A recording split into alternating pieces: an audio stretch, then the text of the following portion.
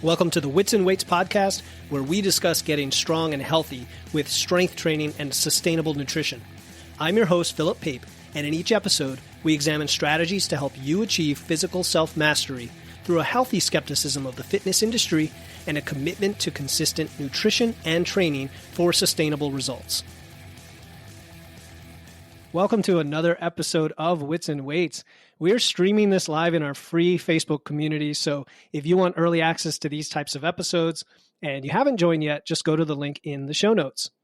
All right, today I'm joined by my client, Heather Klinger, a wife and mother of 5, currently homeschooling her children in Turkey. She's passionate about teaching and creating music and is enjoying learning how to lift heavy things. Love that. I met Heather 4 months ago when she reached out for one-on-one nutrition coaching to improve her body composition, get stronger, and build muscle. Most importantly, she wanted to feel her best and set an example for her kids of achieving results through hard work and committing to a sustainable process. Despite constant upheaval for her and her family during the recent earthquakes in Turkey, Heather found the mental resilience, commitment, and strength to continue her training and maintain her fitness routine as one way of coping with such a stressful situation. Through us working together, Heather's been mastering strength training, nutrition, and mindset for several months, both through a muscle building phase and now a fat loss phase. But the change in her strength and body composition are just a small part of what she's learned and the practices she's developed that give her a resilient, positive, and sustainable outlook on life.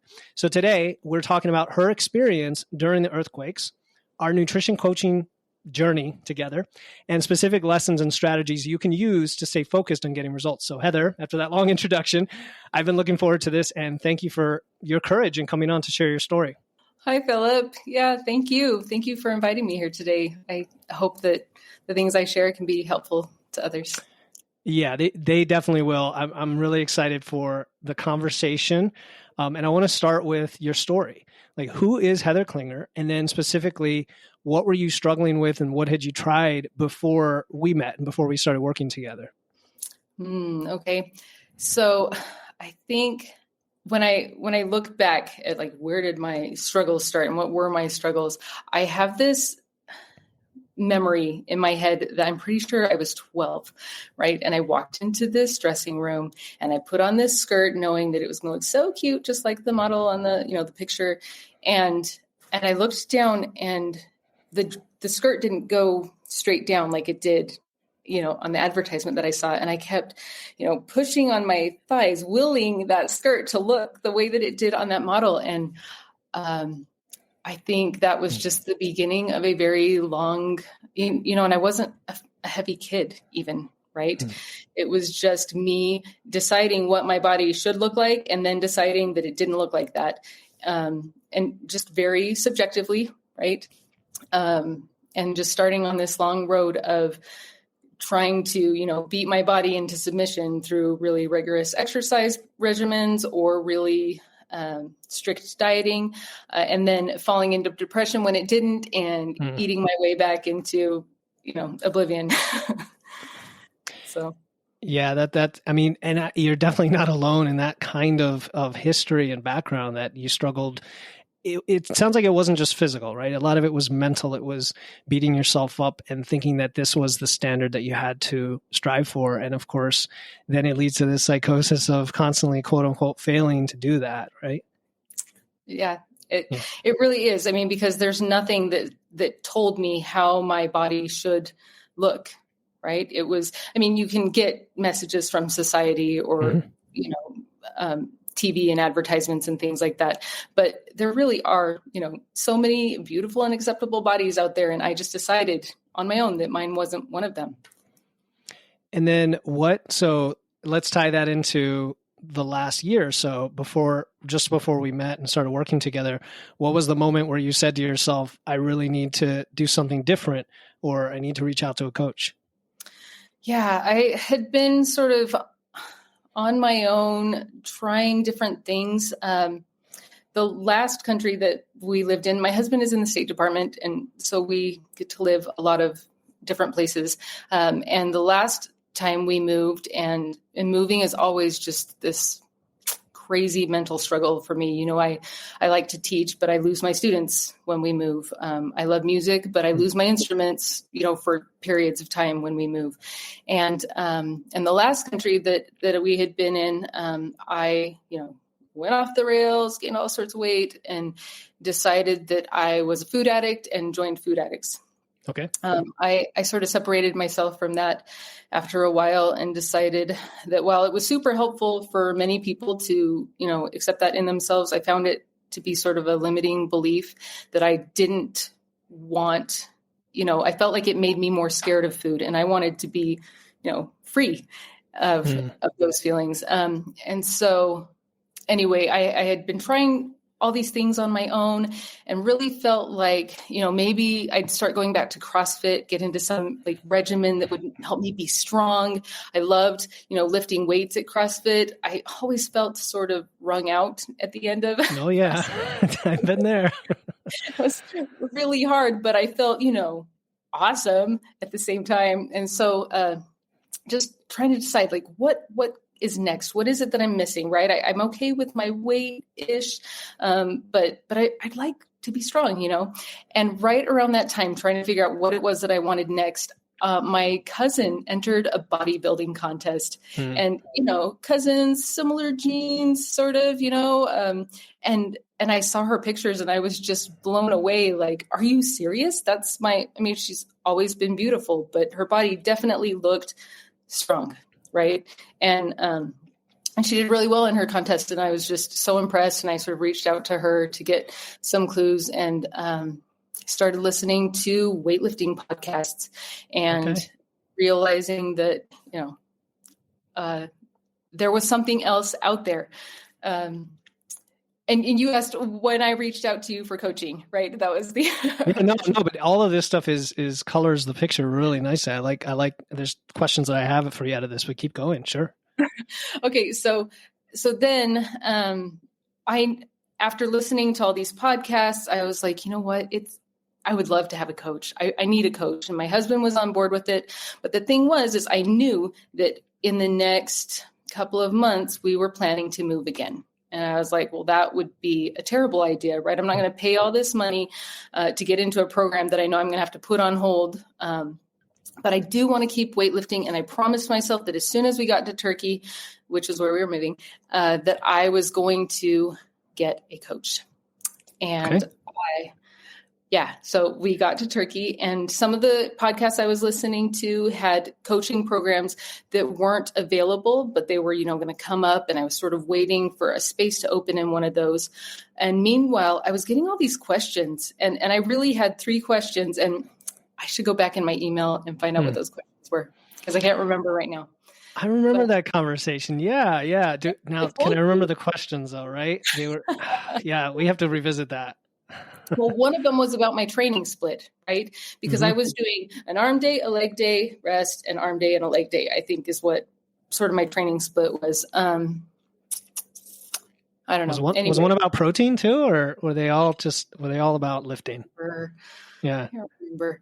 But anyway, I had these 3 questions that I had written down in an email that was helping me to keep track of my fitness stats. And I found a new podcast that morning, and you were the guest on that podcast, and you answered all 3 of my questions in the podcast. And then at the end advertised that you were coaching. And I was like, he's coaching. And so I emailed you, and the rest is history. Isn't that amazing how life works, right? And I remember having that conversation and thinking that was just so wonderful, because the podcasting world, there's tons of shows and there's a lot you can learn, but sometimes certain things resonate with you, and the more you listen, the more you have a chance of that happening. Going back, rewinding a little bit to your story. So first, on the food side, you mentioned Food Addicts and how you kind of this controlled, structured system actually felt restrictive to you, right? Yeah. And in the Food Addicts, I just felt like there was so much fear surrounding food. I found another group, they were the Bright Line Eaters, who I felt like their way through it was a lot more positive. But I just felt like there had to be something more, right? Yes. It Yes. wasn't me so controlled by food all the time. And actually, like, I think if you would ask me, like, what is, my husband would tell you, like, what is Heather's like biggest goal? And he'd probably say, well, she wants to eat whatever she wants and look the way that she wants. Right. Okay. Like, doesn't want that. Yeah. Right.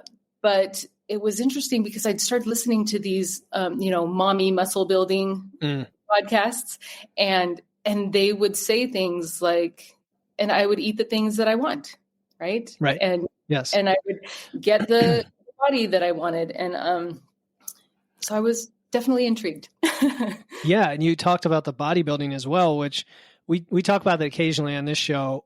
The pursuit of something like bodybuilding, it's an extreme performance or aesthetic goal, right? That most people don't want, or if they think they want, when they realize what it takes, they kind of turn the other way and say, no, I'd rather be lifestyle lean, actually being a bodybuilder and getting to that extreme leanness. But a lot of the techniques they use to control their physique and their nutrition do have a lot of carryover with just what the everyday person can use to do the same. Is that what you found from that? Oh, definitely. I'm not sure that I ever entered this with the idea that I needed to be in a bodybuilding competition. Right. I think I've wanted to do pull-ups for a long time, and I wanted a better back squat. I'm afraid that the times that I had to bail at CrossFit at, really low weights are sort of seared into my head. And, busting through those, low PRs has definitely, changed that in my head.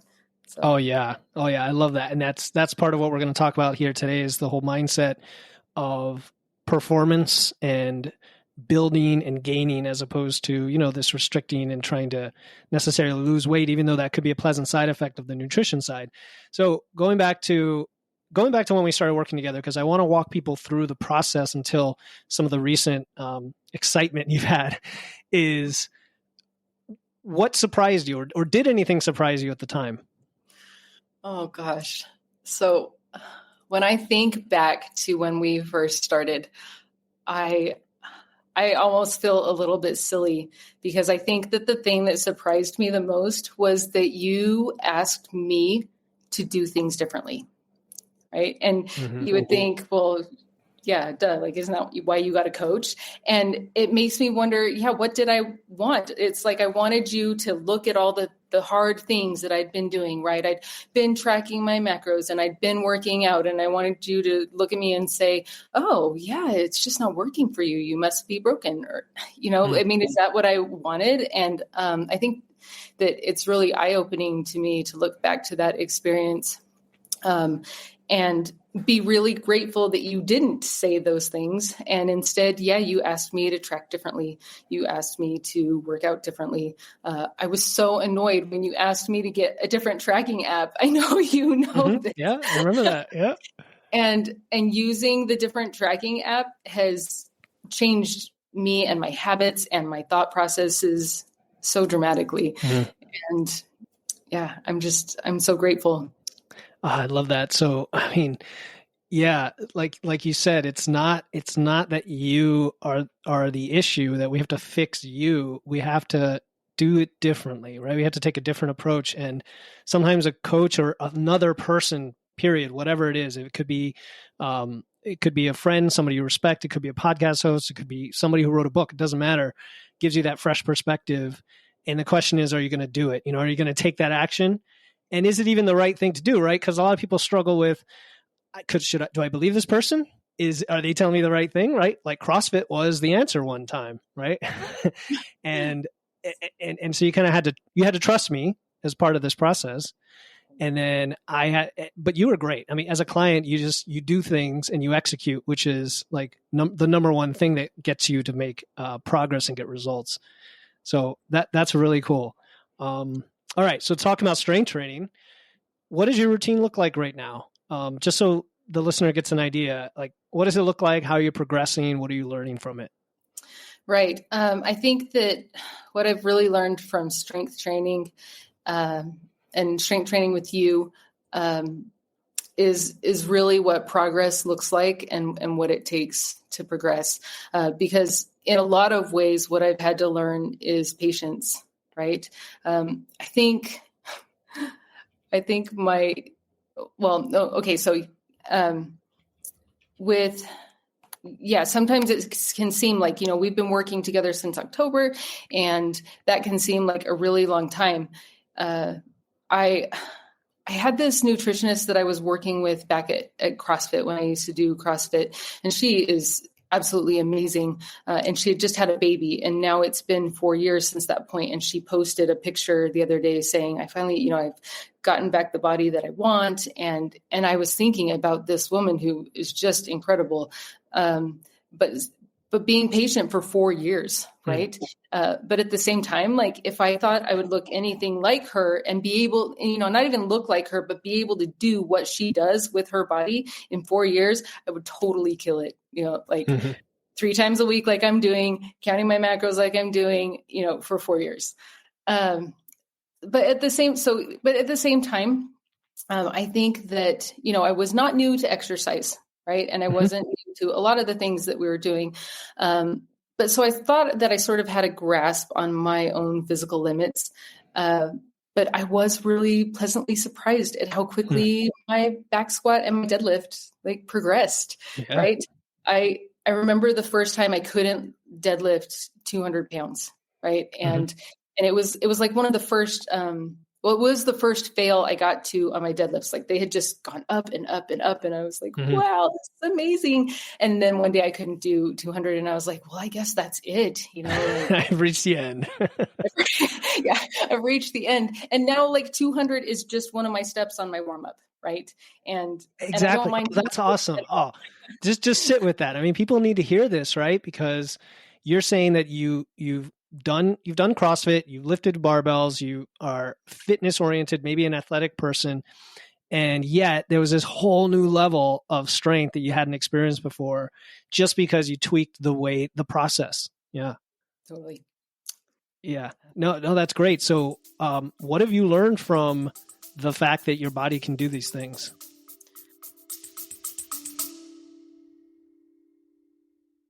Hey, listeners, this is Philip Pape, and I'm excited to announce our upcoming totally free 21-day challenge starting December 1st. It's called the Wits and Weights No Diet Holiday Body Recomp Challenge. This challenge is about learning how to achieve body recomposition. That's building muscle and losing fat at the same time without dieting or restriction throughout the holidays.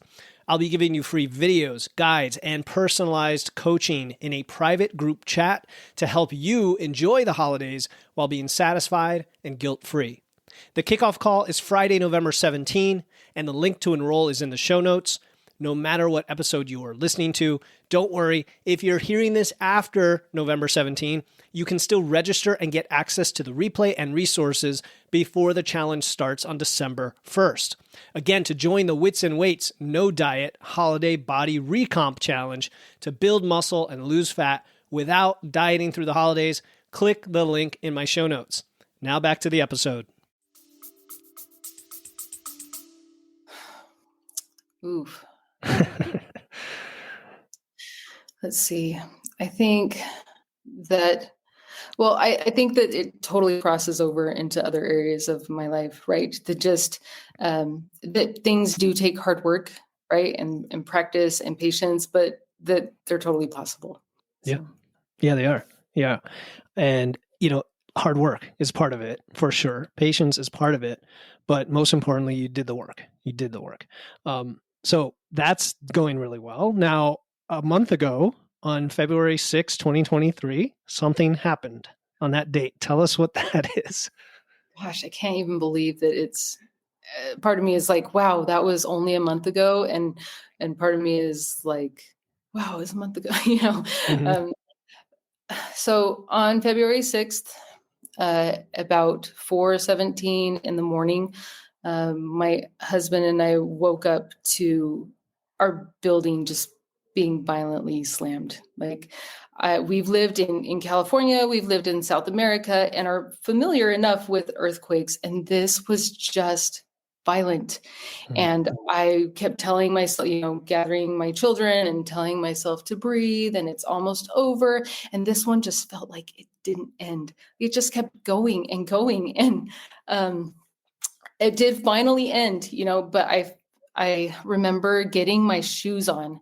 But other than that, and I sort of remember my kids walking around, and I think my 6-year-old laying back down on his bed. And I sort of looked at him like, I don't know if that's what we should be doing, but my brain wouldn't work.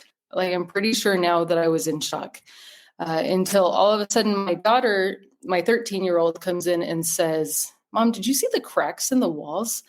And I look up and there are cracks in our apartment building. And all of a sudden my brain turns back on and I say, get your shoes, get the dog, get out, get out, get out, get out. And we had all gotten to the stairwell with our things. My kids even had their little like emergency packs that my husband so wonderfully helped them put together when we first moved here. And right as we got to the stairwell, the building started to shake again. And I think at that moment, I had this, I'm looking at already our building has cracks in it. And I'm just thinking we lost our chance. And it's because of my inability to function during an emergency. And we're going to, my kids are going to die. And the building stopped shaking. Again, it stopped shaking and we got out. My husband needed to go check in at the consulate. And so we went and we just sat at the consulate. Some of my kids were able to sleep and I just couldn't.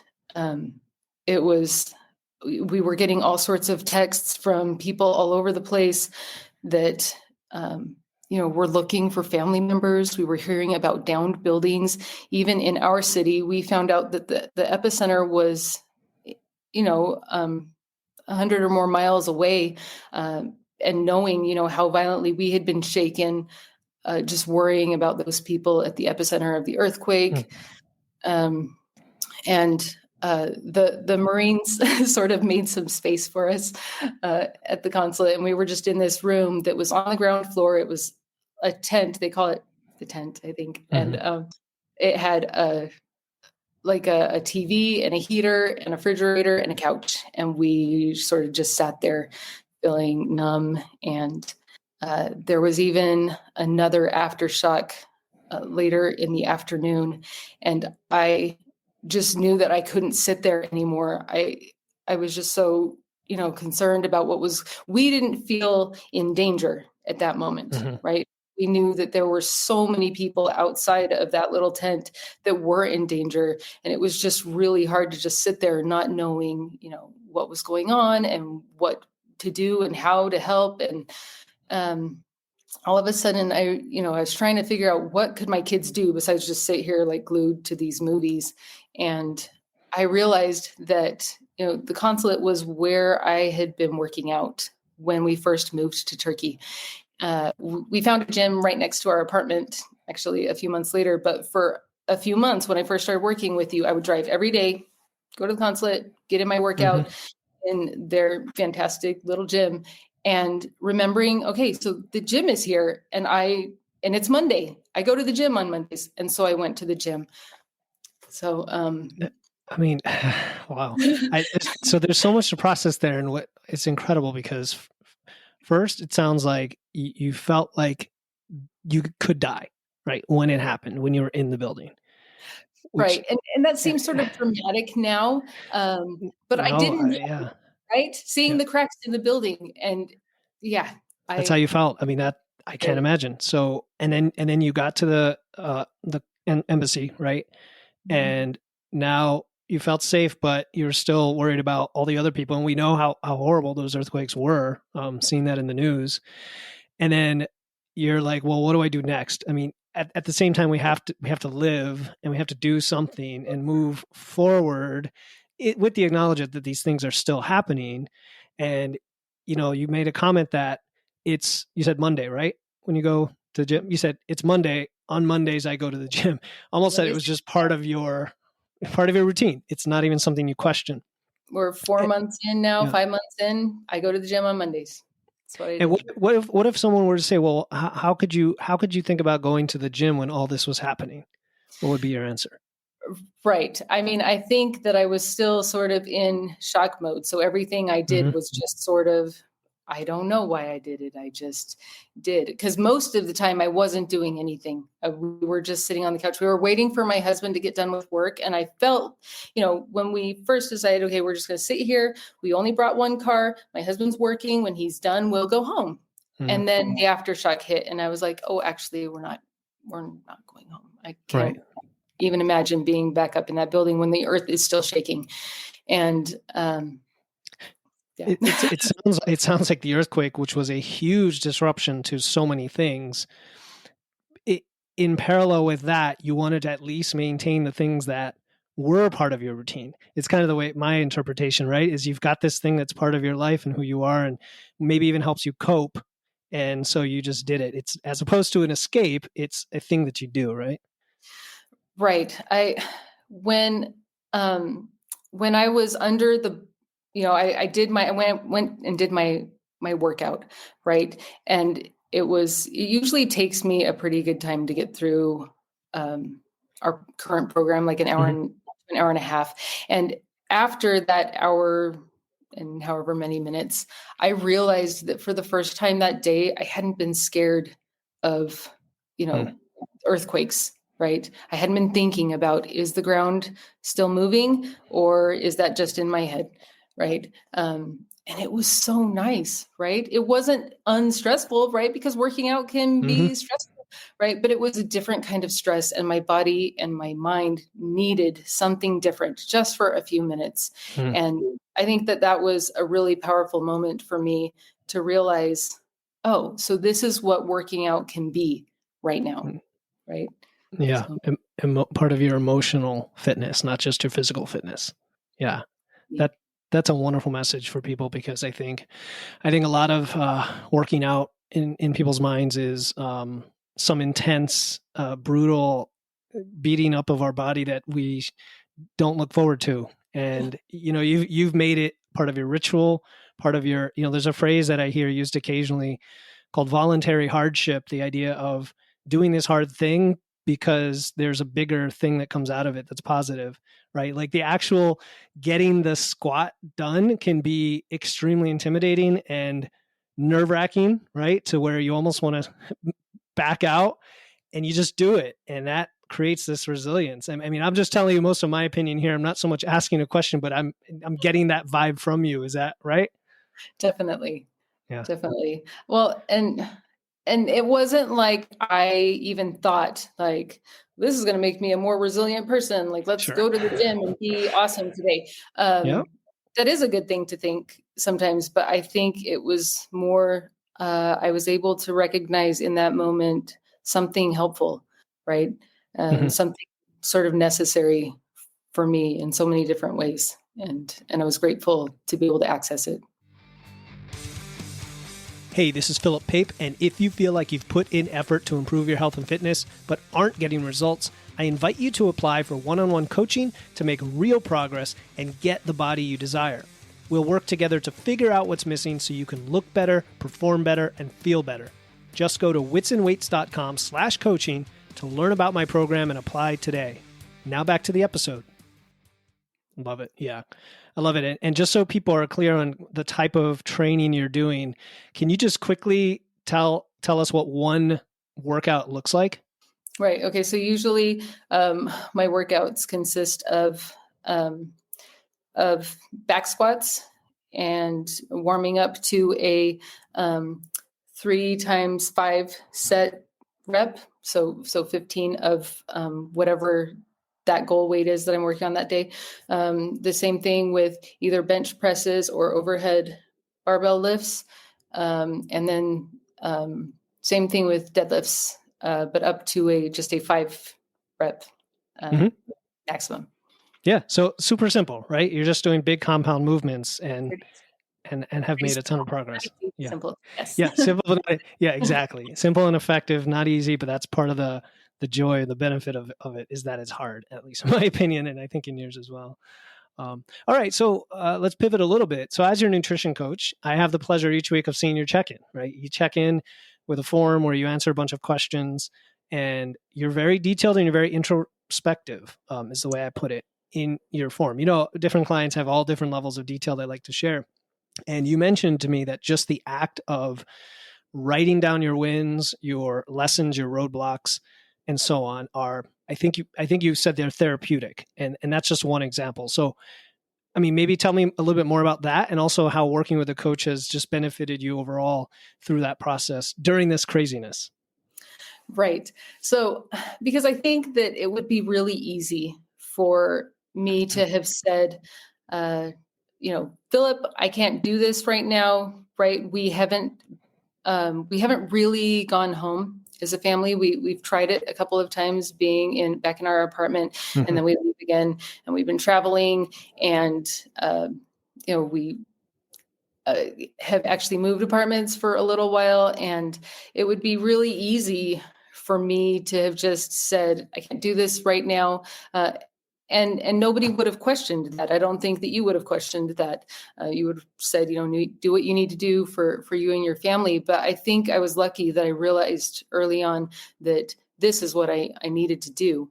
I think, and like you said, one of the most important things that I have done for my training, but also for my mental health, was, the kind of check-ins that you require me to do every week. Not only like keep me accountable, and I know I'm going to have to report to Philip, what happened that day when you didn't get your protein, or, but I started noticing very quickly that when I checked in, the kinds of questions that you asked, about my sleep, about my training, about my digestion, about my water, about, all these things were all, every time I filled in a new square, it was earthquake, earthquake, earthquake, earthquake, earthquake. And it wasn't hard to realize that, the earthquake was affecting all of these areas of my life, and that I needed to process that. And checking in with you and filling out those questions was just so therapeutic, and really helped me to understand better what I was feeling. I had been through something that was really scary, and that was hard for me to talk about with anybody else, because so many other people had been through things that were way scarier, right?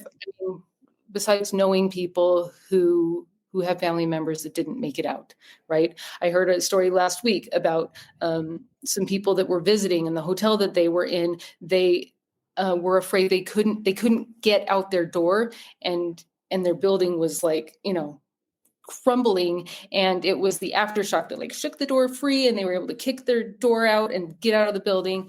And so I'm not the one that's been through the scariest thing. And so sometimes that can, hold you back from really, talking about the things that were scary for you, right? Because you don't want to, diminish anybody else's, scary stories or whatever, or be compared at all. Right. And this was just for me, right? To take some time and to write out my feelings, and to be able to process what I had gone through and how it was still impacting my life. And yeah, I'm just so grateful. I hope that I will always do something similar to this check-in. Like, even if I don't work with, a coach or with you forever, I hope that I will always do something like that too. Yeah, something like a journal. Yeah, definitely. Yeah. Yeah. Yeah, that's amazing. And the comment about not wanting to compare yourself to others, I think it's something all of us feel, honestly. And what's interesting is, from an outsider's perspective, from someone who's safe over here in the US, where I didn't have to deal with the earthquakes, I'm thinking, by comparison to me, I'm thinking, this is incredible trauma you had to go through. And so we don't, we try not to compare ourselves, but we do. It just happens naturally. And I'm glad that you had an outlet and somebody that could almost look through it in a somewhat cold, calculated way, because my personality isn't one to necessarily dwell on things. I think you've learned that by now. And, even I've been trying to listen more and learn how to deal with different personalities, but I'm not a therapist either. So my mindset is, let's just take action and move forward through things. But at the same time, we have to acknowledge the things. So it's funny you mentioned that if you had said in the checkout, hey, all this stuff is happening, so therefore I'm not going to do any of this, you're right that I would have said you need to focus on you. You need to focus on your family if that's what. But at the same time, I probably still would have tried some way to motivate you or encourage you to do some of this, right? Right. So, all right, now here's a couple things. I hope you don't mind. I get a little personal. This whole thing is personal, of course. But when we started, you said something to the effect of you're a young, healthy, beautiful mom, but somehow mirrors and pictures don't always believe you. Remember that? Okay. And we can edit this out if you want me to. but um, but I love how you acknowledged the health and vibrancy and have that positive mindset while recognizing there's something that you wanted to change, right? And this whole process is about change. Life is about change. So how do you feel about that sentiment now? Ooh, I think, that one is a day at a time, uh, or just try not to think too much about it. I think bulking was definitely the most like humbling experience that I've had to go through. Um, I but at the same time, so it's sort of funny, right? Because for the first time in my life, I'm technically trying to gain weight, right? But at the same time, I'm scared of gaining weight, Mm-hmm, And mm-hmm, so it sort of just by default made getting on the scale a much more neutral experience, mm-hmm. right? Because I'm supposed to be gaining weight, but if I don't, it's okay. But if I do, it's okay, right? Sure. And Yeah. um, so I think that became more neutral. I think seeing myself, I had like two things that fit for a while there, Mm-hmm, and they weren't the most attractive things. And I kept thinking, okay, well, I need to buy more clothes, but I'll probably do it from Amazon, and that'll take me, forever for it to get to me over here in Turkey. So what's the point? I'll be in a cut by then, or mm-hmm, and so I just it forced me to say, but that's what you're supposed to look like right now, right? You're building muscle under, whatever else is there. mm-hmm, And I don't know. I still don't think that I looked in the mirror and thought, wow, you're smoking, or mm-hmm. anything like that. But I did know that I was doing things that I was proud of. And I knew that my kids and my husband were proud of me. And, and if I'm honest, I sort of knew going into coaching and doing a bulk that, well, I'm in Turkey and I don't know anyone, nobody's seeing me. Sure. And, but you know what? I had family visit and I didn't, I didn't care, right? They knew Mm-hmm. I was at the gym. They knew that I was happy and we had a wonderful time. And yeah, and I felt healthy and, strong. So, Yeah, I love that. You touched on so many things that we went through because at the beginning we had to have that conversation about what do we start with in terms of nutritional periodization. So it's a phrase we talk about a lot, which is you don't want to be in a diet forever or even very long, but you also have to spend time the other direction building muscle. And that requires feeding yourself. And I do have clients where it's like a battle to get them to eat enough, which, so it might seem crazy to certain people, but it's true. And you're going to get there. Like you recognize, it sounds from your language that the physical manifestation on any given day is kind of irrelevant. And it's really the overall progress and process you're going through. Right. And I saw that in your check ins when you would start to focus a lot on your lifts, right? You focus on your lifts and said, my biggest win this week is my squat went up. And then our discussion was, well, that means you're getting stronger and building muscle. And so when the fat loss phase comes, which you're being patient about and deciding to prioritize in what I'll say the optimal or most effective way, which is to build muscle first, you're going to benefit tremendously from that. And we just started that, right? We just started the fat loss phase. So people yes. listening know, and maybe we'll have to do a follow up after that. Um, yeah. So cool. Now you also alluded to the fact that you were proud and you made your family proud. And that was another comment you had early on, if I recall, that you wanted your kids to see your hard work pay off. Right. Right. So it sounds like you feel that's happening. Right. I'm a musician and I feel like I know the benefits of practicing, right? But sometimes I feel like a lot of the crazy things that I've tried to do to get my body to change or to obey or have not resulted, I felt like I was working hard, but they haven't left me with the long-term results that I felt like should have come from, Hmm. all of that work. And I wanted them to see me doing hard work that paid off, right? And Hmm. that hard work is worth what you put into it, and Yes. so. Awesome. So a lot has changed then, and your mindset has shifted in that regard. What about food, right? Let's just talk food. We've alluded to it a few times. Have your habits, has your mindset around food changed, and how do you think it's impacted your progress and your goals? Definitely. I think before, when I was doing my diets, it was like, well, once I get down to my goal weight, I'll be so excited to be there that it will give me the motivation to stay, and I'll be really able to be strict, right? Mm. But it was like, that's what I was looking forward to, was this life of deprivation so that I could look a certain way. And now, because we started with a bulk and because I was eating so many fantastic calories, right? And, we had just moved to a new country, right? I was not going to not try the foods, right? Yes. Yes. And have those experiences, being here in a new country, and eating at my higher calories and building my muscles definitely gave me the flexibility to do that. And now I know that even though I'm not eating as many calories and I am in a cut, that I'm not looking forward to staying at these, Mm. calories forever. I'm looking forward to going back to maintenance and even to another bulk, right? That Yeah. this short term, this is not for a very long time. It's going to give me some results that I want. And then I'm going to go back to doing other things for my body.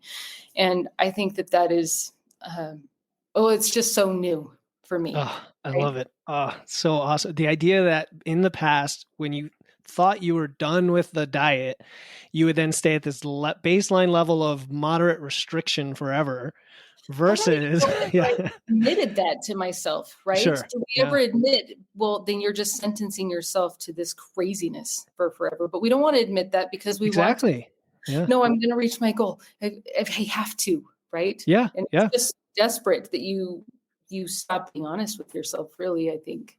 It's true. And people should ask themselves that question of, is what I'm doing today when I'm done with it sustainable? Or what am I going to do when I'm done with it? Because, 95% of people gain all their weight back, and you're going to be in the top 5%.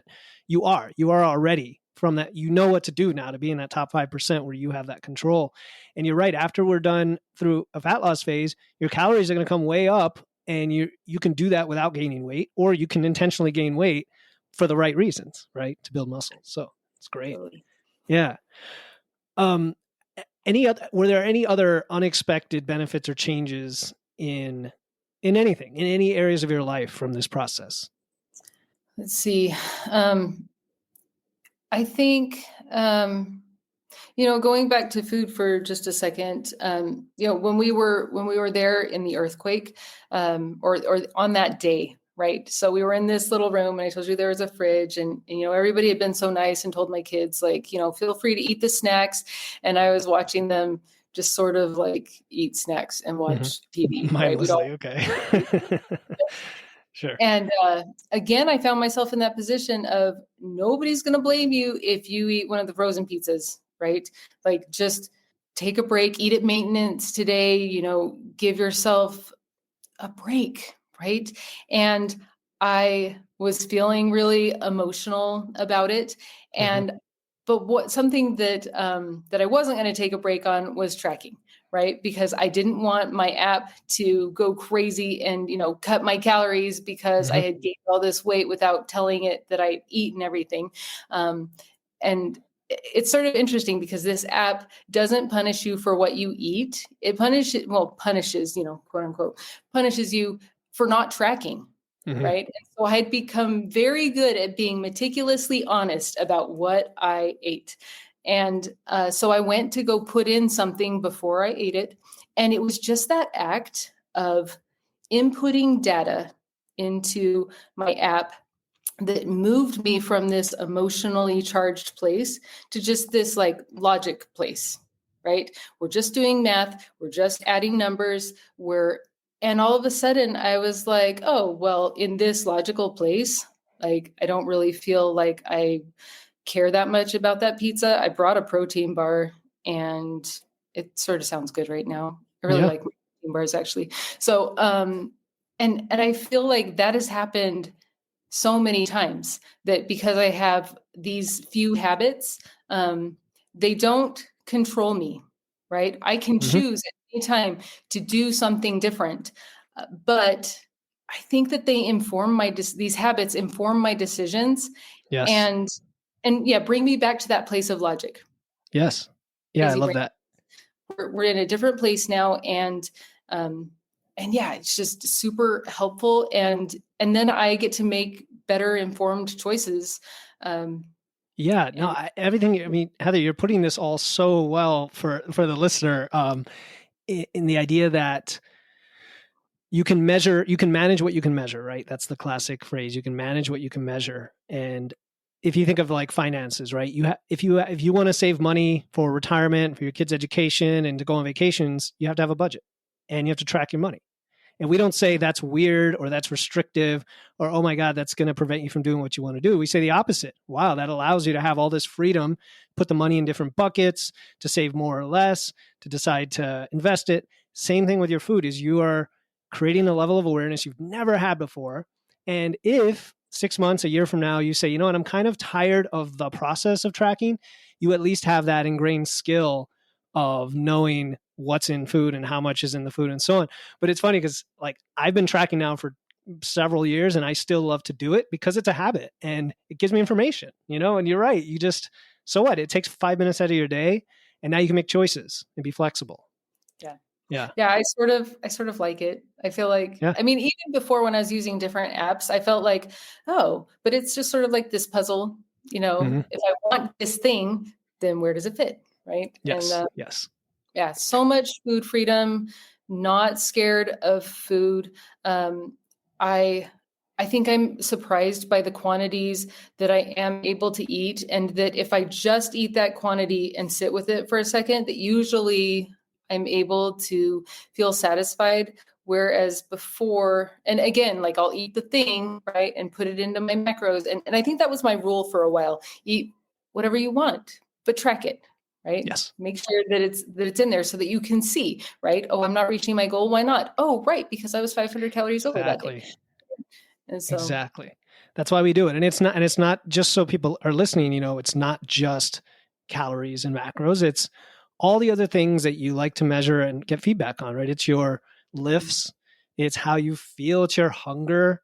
You know, even our hunger, like we're in a fat loss phase. If you told me 3 weeks in a row that the hunger was just so ravenous and you've done everything possible to manage that with vegetables and fiber and water, that's good information to tell us, maybe we need a break, right? It's good. yeah. All right, so I have one or two final questions, and the first one is, what advice would you give to someone who is considering hiring a coach, but maybe hesitant because we know there's often a lot of roadblocks in our mind to doing that.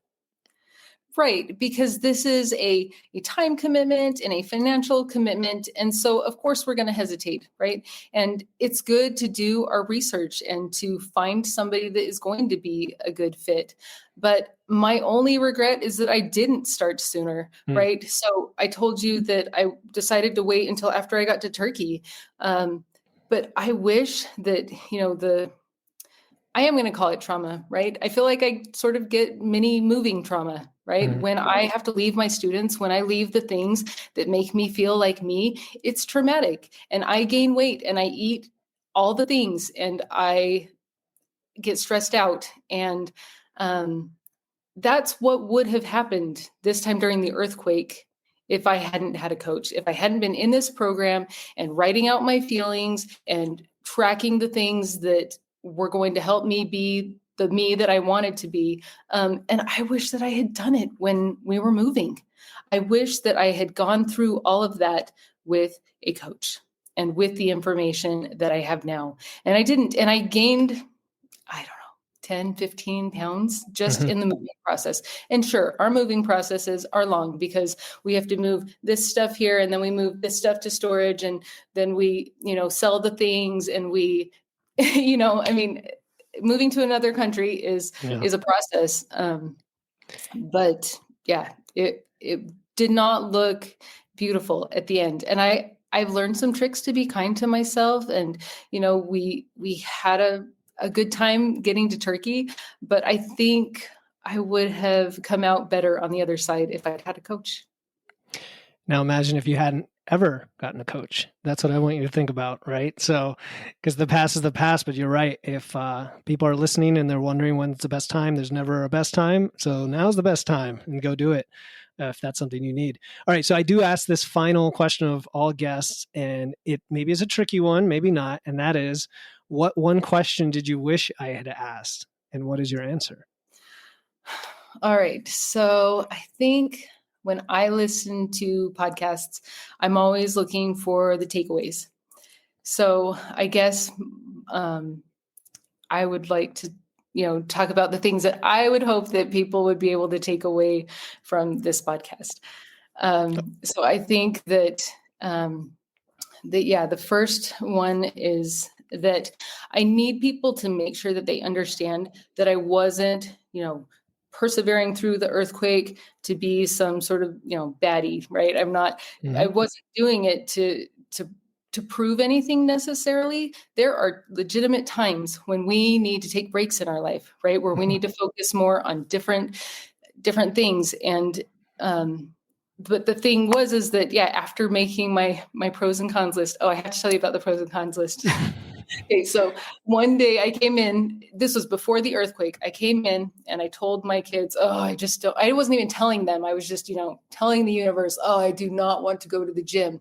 And my 10-year-old, brilliant 10-year-old that she is, she looks at me and she says, well, Mom, make a pros and cons list, right? The only con is that you don't want to do it. And everything else is a pro. And like, true. And of course I was going to go to the gym that day, and I did go to the gym that day, but that's what I had to do after the earthquake, right? I had to make a pros and cons list, right? Did I need to go to the gym that day, or did I need to stay home and do something else to decompress? And when I realized that it was all pros for going to the gym, I went to the gym. And when I had to decide if I was going to track that day, I did a pros and cons list. And when it was all pros, then I tracked that day. And so this isn't about how during an earthquake you have to, be one way or the other. It's about make your pros and cons list, right? If this is something that is benefiting your life, then do something good for yourself and keep going with, the goals that are benefiting your life. And there's a common theme there that I can take away from that, and that is that you were in control and you were thinking ahead. Right. And that's a common theme with everything we do is planning ahead. So even in the worst of times, you at least took a few minutes to think about it and determine what served you and your family most, even if the end decision was something different from your normal routine. Yeah. Well, and like I said, I think before, I was sort of on autopilot that day, right? I feel blessed that I had a habit of tracking, right? What I didn't have that day was I was not in a habit of a cut, right? We had just barely gone into my cut. And I mean, it was like day 5 or something of my cut. I was not, used to these lower calories yet, but what I was used to was tracking. And so when I went and put it into my macros, I was able to see, I can do something right now that benefits me. That's a pro, right? I went to the gym, and it was after I went to the gym that I was able to say, that actually felt really good to think about something else besides whether or not the earth is shaking under my feet. And so I was glad that I had those moments of information that helped me, inform my pros and cons list. But yeah, moving forward, I was able to make pros and cons lists. And some days, we were traveling to Greece and we got into Istanbul, which is at the top of Turkey. We live at the bottom of Turkey where the earthquakes happen. And we were at the top of Turkey getting ready to cross the border the next day. It was late, and it would have been absolutely ludicrous for me to look for a gym at that Sure, point. exactly. My kids need food. The pros and cons list, it was a con that day. Right. Didn't do it. But what I did do was reach out to my coach, and he gave me some bodyweight exercises and reminded me that missing one day of, exercise was not going to, disappear all my muscles and all my gains. Exactly. So this is the balance and sustainability we're talking about. All right. These are great, Heather. I think there were a ton of takeaways I'm sure people are going to get from this. And for those listening or watching, Heather is in our community, in the Wits and Weights Facebook community. So if you want to reach out to her there, I'm sure she'd be happy to answer questions or say hello. And if you're not in the community, it's free. Just look it up and join. And Heather, most of all, I'm very grateful that you decided to do this and come on the show. Thank you, Philip. Yeah, it was a pleasure. Thanks for listening to the show. Before you go, I have a quick favor to ask. If you enjoy the podcast, let me know by leaving a 5-star review in Apple Podcasts and telling others about the show. Thanks again for joining me, Philip Pape, in this episode of Wits and Weights. I'll see you next time, and stay strong.